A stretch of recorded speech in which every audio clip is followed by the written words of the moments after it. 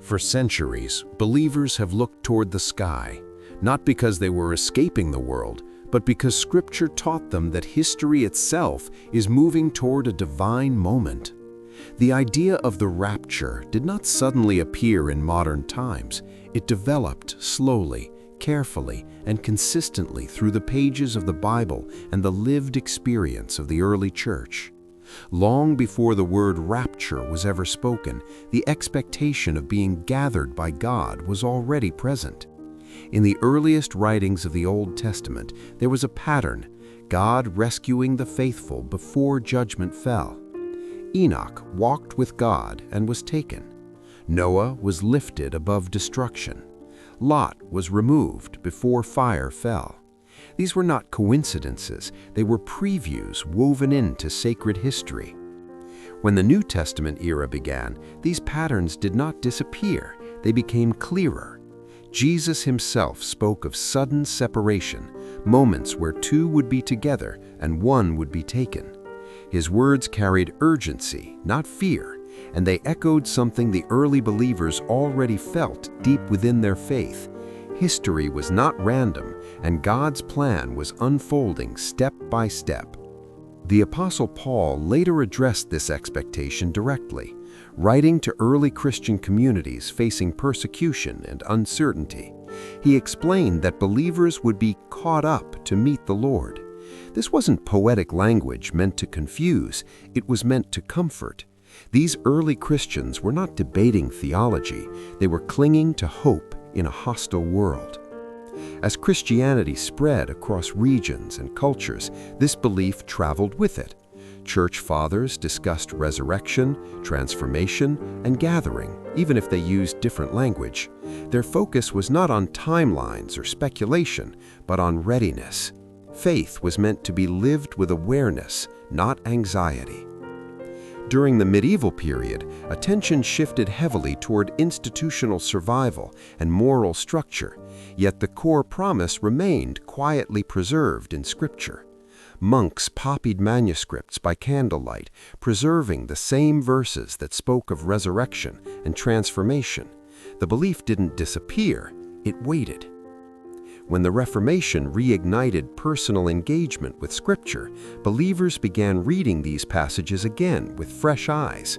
The idea that God would intervene directly in history regained intensity. Faith was no longer filtered only through tradition, it was examined directly through the Word. By the time modern theology emerged, scholars began organizing what had long existed, connecting biblical patterns, apostolic teaching, and prophetic expectation. What people call modern belief was actually ancient truth being articulated more clearly for a new generation. What makes this development remarkable is not how much it changed, but how consistent it remained. Across centuries, languages, and cultures, the central idea stayed intact. God gathers His people, transforms them, and fulfills His promise completely. This understanding reshapes how believers view time itself. History is not simply moving forward, it is moving toward something. Every generation stands between promise and fulfillment, living in the tension of faith and expectation. The early church lived this way. Reformers lived this way. Believers today still live this way. Not obsessed with dates, but anchored in hope. Not detached from the world, but aware that the world is not the final chapter. Because when Scripture speaks of being changed in a moment, it is not describing escape, it is describing completion. The same God who began the story is the one who brings it to fullness. And that truth continues to echo through history, shaping belief, strengthening faith, and quietly preparing those who are listening closely enough to understand what has always been unfolding. As centuries moved forward, the belief did not remain locked in books alone. It shaped how communities lived, prayed, and prepared. The expectation of being gathered by God created a mindset of watchfulness. Early believers did not live as people waiting for disaster, but as people expecting fulfillment. Their faith was active, grounded, and deeply rooted in trust. What often goes unnoticed is how persecution strengthened this belief rather than weakened it. When Christians faced imprisonment, exile, or death, the promise of transformation became more than theology, it became survival.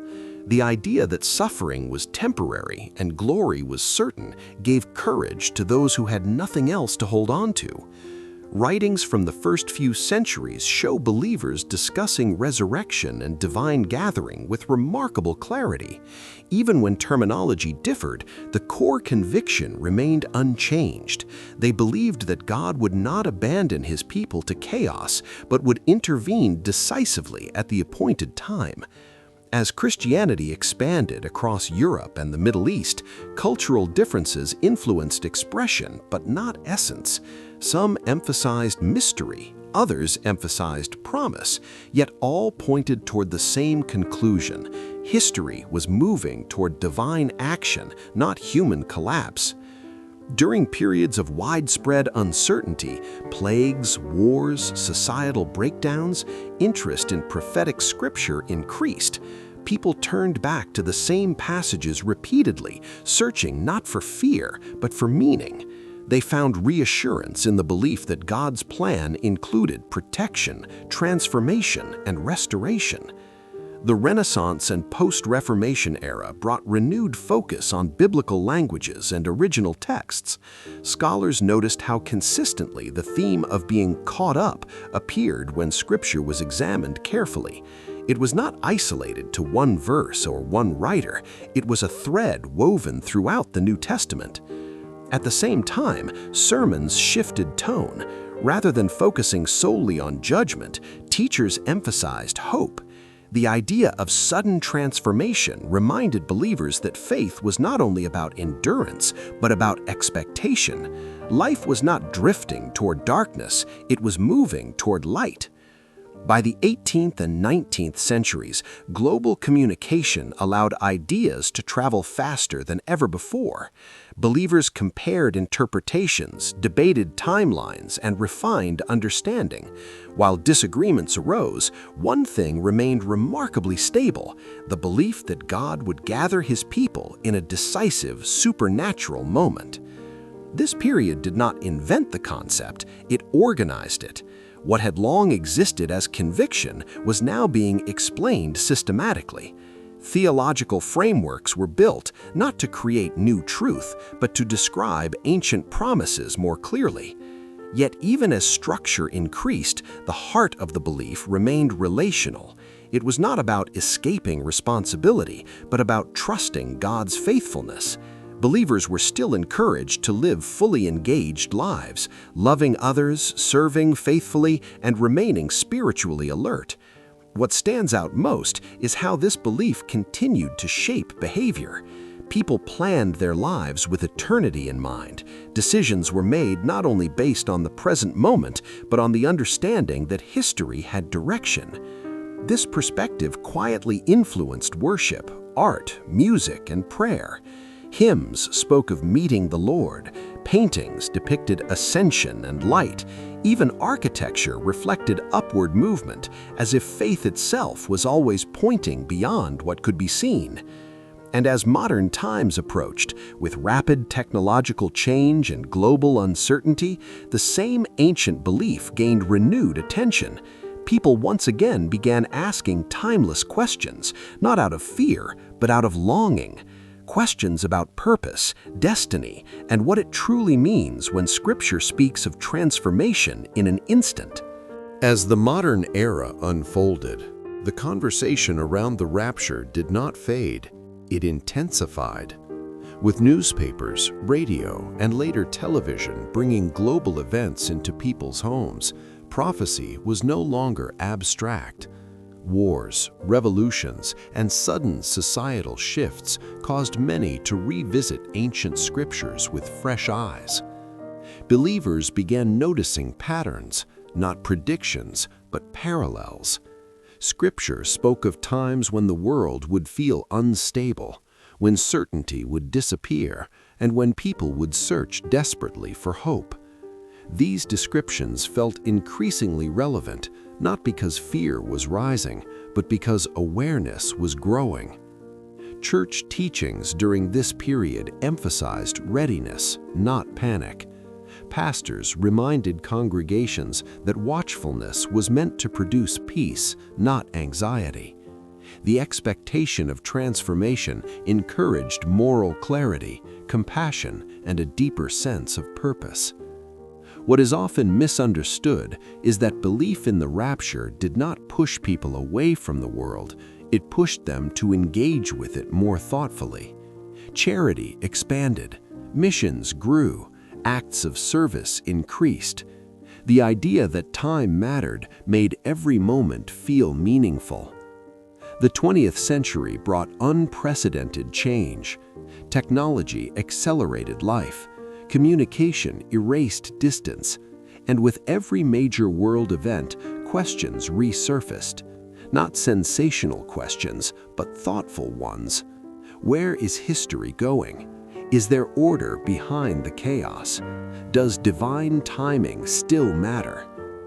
Biblical scholars continued their work, comparing manuscripts, analyzing original languages, and debating interpretations. While perspectives varied, the recurring theme remained intact, a moment of divine intervention, sudden, transformative, and purposeful. Interestingly, this belief crossed denominational lines. Though expressed differently, the expectation of being gathered by God appeared in sermons, writings, and worship across traditions. It was not confined to one movement or one generation. Art and storytelling also evolved. Films, novels, and music began reflecting themes of sudden change and eternal hope. These cultural expressions did not create belief, they echoed it. They revealed how deeply the idea had settled into the collective imagination. As society grew more complex, faith conversations became more personal. People were no longer satisfied with second-hand belief. They wanted understanding. They read Scripture for themselves, noticing how often transformation was described not as gradual, but instantaneous. This realization carried weight. If change could happen in a moment, then every moment carried significance. Faith became less about predicting dates and more about living aligned lives. Even critics acknowledged the consistency of the belief throughout history. While interpretations shifted, the core message endured. That endurance itself raised questions. Ideas without substance fade, but this one persisted, generation after generation. And as global uncertainty increased, the ancient promise continued to surface in conversations once again. Not loudly, not dramatically, but quietly, steadily, like a thread connecting past faith to present searching. People found themselves returning to the same scriptures, the same promises, the same assurance that history was not random, that transformation was not symbolic alone, that there was meaning behind the words, in a moment, in the twinkling of an eye, words that still resonated deeply with those willing to listen. As these ideas continued moving quietly through generations, something subtle but powerful happened. Faith stopped being only inherited and became deeply personal.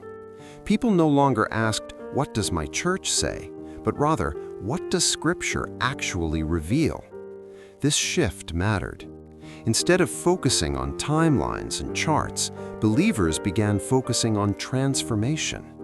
The rapture was no longer discussed merely as an event in the future, but as a lens through which life in the present was understood. If God could intervene suddenly, then integrity today mattered. Kindness mattered. Forgiveness mattered. The historical development of this belief shows a pattern that is often overlooked.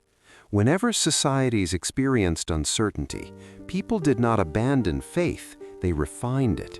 They stripped away assumptions and returned to foundational truths. The Rapture doctrine survived these seasons because it was rooted in hope, not escape. Early writings emphasized reunion. Later teachings emphasized readiness. Modern discussions emphasize relationship. Each era added depth without erasing what came before. That continuity is rare, especially across centuries of cultural change. In academic circles, historians began noting how the belief adapted without losing its core. Language shifted, illustrations changed, but the expectation of a divine gathering remained constant. That alone invites reflection. What makes this belief compelling is not fear of what might happen, but confidence in who is in control. The rapture, as understood by many, was never meant to inspire dread. It was meant to remind believers that history has direction. Even skeptics admitted something unusual. This belief didn't fracture communities, it often unified them. In times of crisis, people gathered, prayed, and supported one another, anchored by the same expectation that life was moving toward purpose, not randomness. As modern theology evolved, teachers emphasized balance. They warned against obsession while encouraging awareness. The message became clear: live faithfully, love deeply, stay grounded. The event itself would come in God's timing, not human prediction. This balanced approach changed how people spoke about the future. Instead of arguing over when, conversations turned toward how. How should we live? How should we treat others? How should faith shape our daily choices? Globalization further expanded these discussions. Believers from different cultures shared interpretations, discovering common ground rather than division. The rapture was no longer viewed through a single cultural lens, but through a global one. Despite differences, one theme kept resurfacing: suddenness. Scripture repeatedly described a moment that arrives without warning, emphasizing attentiveness rather than calculation. This idea challenged complacency and inspired intentional living. And quietly, without announcements or dramatic declarations, the belief continued to shape hearts. It influenced prayers, it guided decisions, it framed suffering with hope and success with humility. History shows that ideas fade when they lose relevance, yet this belief did the opposite.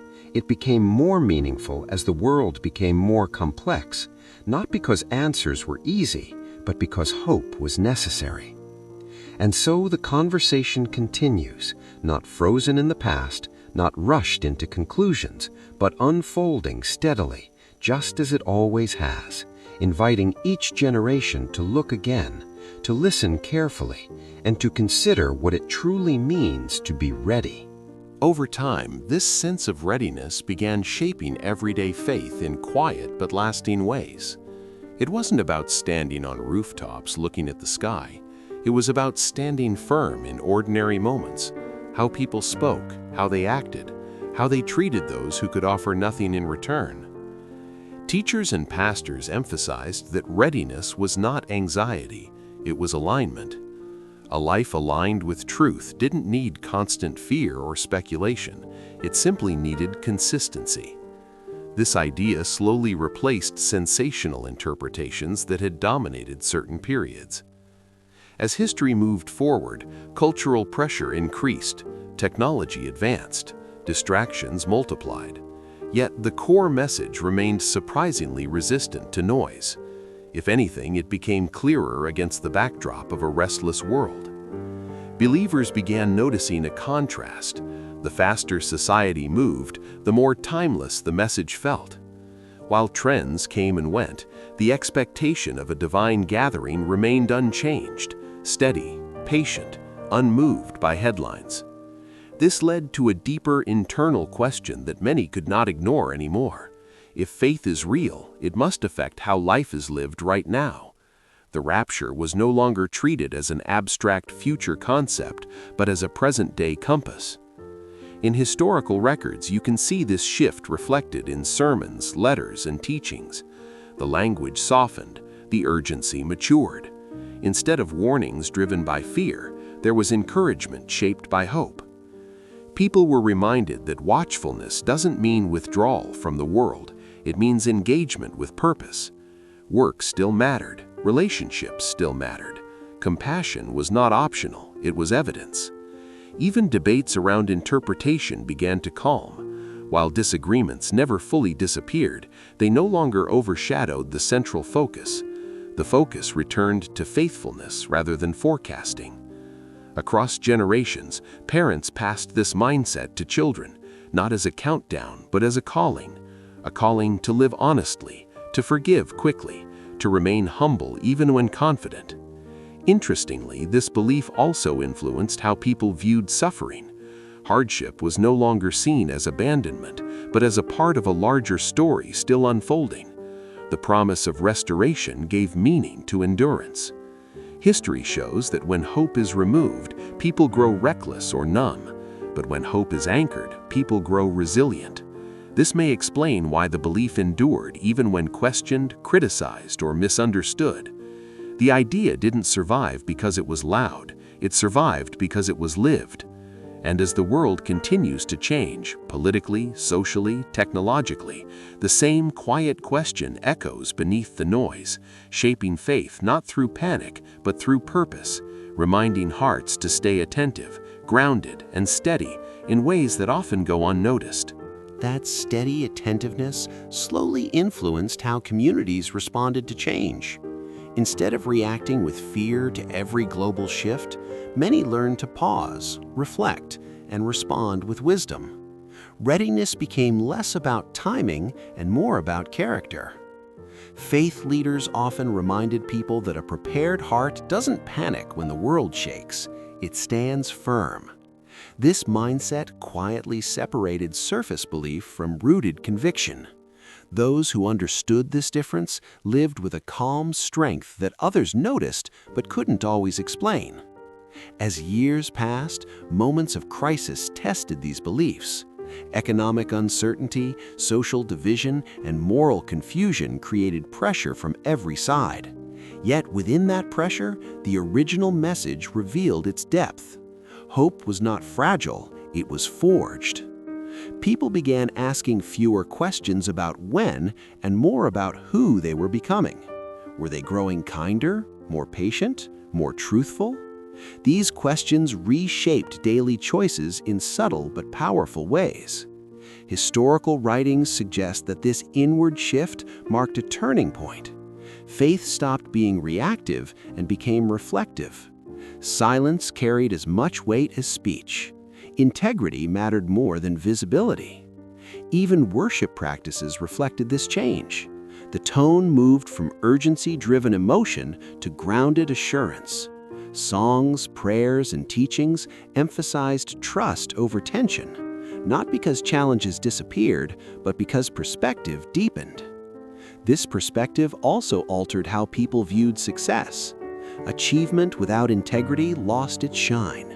Influence without humility felt hollow. The belief in a coming gathering reminded many that temporary applause was never the final measure. Across cultures, this understanding took different forms, yet carried the same essence. Readiness was universal, but expression was personal. No two journeys looked identical, yet they moved in the same direction. Observers outside the faith often misunderstood this quiet confidence. Some mistook it for indifference, others called it unrealistic. But those living it knew the difference. It wasn't escape, it was endurance shaped by promise. Time continued forward, as it always does. Generations changed, questions evolved, but beneath it all, the same current flowed steadily, guiding thoughts, shaping values, and anchoring hearts in a reality that felt closer, not because of signs in the sky, but because of changes within. That inner transformation began influencing everyday decisions in ways most people didn't even notice at first. Conversations became more thoughtful, reactions softened, even disagreements carried less hostility, as if patience had quietly taken root. What stood out most was the absence of urgency-driven fear. While headlines grew louder and opinions more divided, those grounded in this understanding moved at a different pace. They listened longer. They spoke less, but with greater clarity. Their confidence didn't come from certainty about events, but from trust in purpose. Over time, this trust reshaped priorities.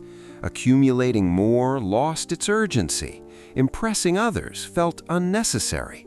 Instead, there was a growing awareness that character is revealed in moments no one applauds, private choices, unseen sacrifices, silent obedience.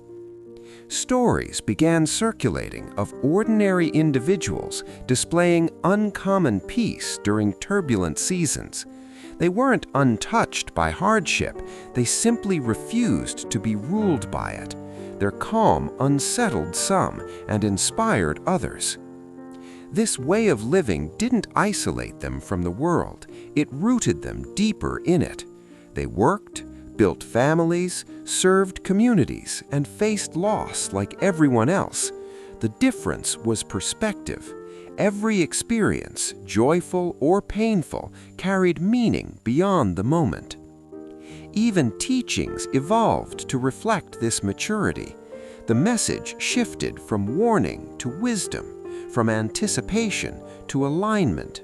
Readiness was no longer something awaited, it was something embodied. Observers began to notice a quiet consistency, no dramatic displays, no countdowns, just lives marked by faithfulness, resilience, and restraint, a steadiness that couldn't be manufactured. As time continued, pressure increased, not always through crisis, but through comfort. Distraction became just as challenging as difficulty. Comfort dulled awareness, yet those truly grounded remained attentive, choosing depth over noise. This attentiveness created an unusual clarity. They recognized that moments of significance often arrive unannounced, wrapped in ordinary days. Being prepared meant staying awake to meaning, even when nothing seemed extraordinary. And so the rhythm continued, steady, intentional, anchored in something unseen yet deeply felt, shaping lives quietly, persistently, as the sense of nearness grew not louder, but closer. That sense of nearness gradually shifted how people interpreted moments of silence. Silence was no longer seen as absence, but as space. Space where trust deepened and perspective widened. In those quieter seasons, faith was not weakened, it was clarified. Many discovered that constant stimulation had masked deeper questions. When noise faded, purpose surfaced. Life felt less fragmented, less rushed. Attention returned to what truly mattered, not because it was urgent, but because it was lasting. This clarity influenced how believers handled uncertainty. Instead of demanding immediate answers, they learned to sit with unresolved questions without losing peace. Faith matured into something steady, something patient. Historical patterns suggest this was not accidental. Every major renewal carried a return to stillness. Reflection preceded renewal. Listening came before action. Those who understood this did not fear delay. They recognized it as preparation. Daily routines began to feel intentional. Ordinary actions carried weight. Words were chosen more carefully. Time was valued differently. Even rest became an act of trust rather than escape. This inward grounding created resilience. When pressures mounted, faith did not collapse, it adapted. It bent without breaking. It endured without hardening. The expectation of transformation did not make people rigid, it made them flexible. Community life reflected this shift as well. Relationships deepened. Conversations moved beyond surface topics. Encouragement replaced competition. People carried one another through seasons without needing explanation. Observers noticed that this faith did not demand attention. It didn't need to prove itself. It simply existed, consistent and grounded. That quiet confidence spoke louder than arguments ever could. As society continued accelerating, this steadiness stood in contrast. While everything else seemed to demand immediate reaction, these lives responded with discernment. Not because they were disconnected, but because they were anchored. The belief that history was moving toward fulfillment reframed impatience. Waiting was no longer passive, it was purposeful. Every moment became part of a larger unfolding rather than a pause in progress. And within that unfolding, awareness remained sharp but calm, expectant without anxiety, attentive without strain. As faith continued to shape perception, guide choices, and quietly prepare hearts in ways that could be felt more than explained. That quiet preparation, shaped over time, ultimately finds its meaning in fulfillment, not as interruption, not as escape, but as completion. Scripture reveals that what God begins, He finishes with intention. Every season of waiting, every moment of stillness, every unseen act of faithfulness moves toward a defined purpose. Nothing carried in trust is forgotten. The promise of transformation was never meant to pull believers away from life. It was meant to anchor them within it. Because when the moment arrives, it does not come as shock to those who have been walking attentively. It comes as recognition. The gathering is not chaotic, it is ordered, it is precise, a fulfillment of what has been unfolding quietly across generations. What was believed becomes realized, what was trusted becomes visible, what was hoped for becomes complete. The transformation is total. Weakness gives way to wholeness, limitations fall away. The longing that followed humanity through history finally rests. Nothing remains unresolved. The rapture stands not as a mystery meant to confuse, but as a promise meant to reassure. It confirms that faith was not misplaced, that endurance was not wasted, and that trust had direction all along. History, which once felt fragmented, reveals its pattern. Every faithful step, every moment of patience, every choice shaped by hope aligns into coherence. The story does not drift into uncertainty, it arrives at clarity. There is no fear in that moment, no regret, no urgency left unmet, only completion. The journey of faith reaches what it was always moving toward, not because time ran out, but because purpose was fulfilled. What began quietly, sustained steadily, and carried faithfully, now stands whole. And in that fulfillment, the meaning of readiness is fully revealed, not as anxiety about the future, but as a life lived in alignment with truth, grace, and trust. The story does not end in loss, it ends in restoration. Everything finds its place, everything finds its answer, and the quiet work that shaped hearts through time stands complete.